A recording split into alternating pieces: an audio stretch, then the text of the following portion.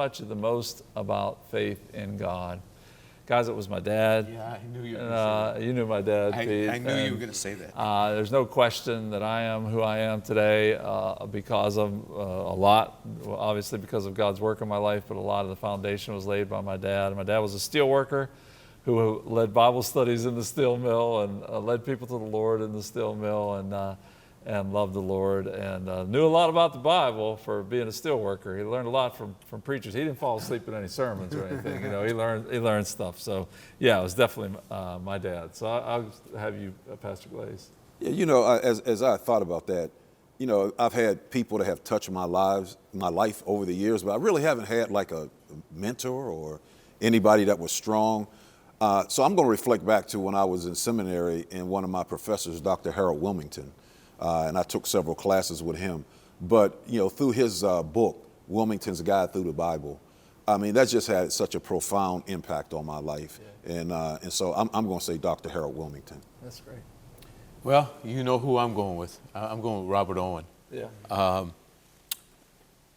You know, he took every moment, whether we were having a bowl of soup or after church on Sunday. Of course, we had on staff when I was there years ago, we had to be on our knees every morning, Monday through Friday. And I'm a walker when I pray, but we had to be on our knees with him. But he took every moment always as a teaching moment. He'd walk by the office, hey fella, you got a moment? You know, you'd be right in the middle of study. For you, Pastor, yes. And he just was always teaching and living and speaking faith. You know Robert. Yes, yeah, no, he was he was the senior pastor at South Hills Assembly for many years. Yes. I'm probably a lot like you. My father, my mother, I think the biggest things that they taught me were the importance. You're in church, you know, back in those days, you're in church a lot more hours than you are now. But, you know, you had Sunday morning, Sunday night, Thursday nights, or Wednesday nights, whatever it is that you did. But we were in church continually, but they taught me about how to make God a priority and how to keep God in your home.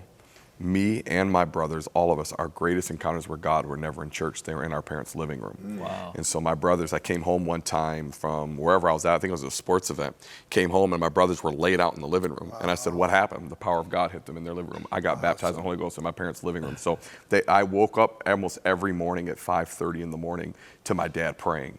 And I would hear him praying, and I would feel the presence of God in our home. Wow. So that's what really taught me about the importance of having it in your home, not Sunday morning kind of being a transformation chamber, but the house is where it needs to be. So that's where I learned it. That's awesome. Great. For me, it'd be my mother. She got radically saved in the mid-'70s and began to share with my brother and I, and we would get up at 5:30 in the morning, and before I went to school, I would sit on one side of the table, she on the other, and we would do various Bible studies, and I did that for several years. So I would not be in ministry or where I am today without her influence in our family. Amen. Well, I love this. I just love hearing all these stories, and you know, there's been a lot of people in my life actually that have helped me along the way, certainly.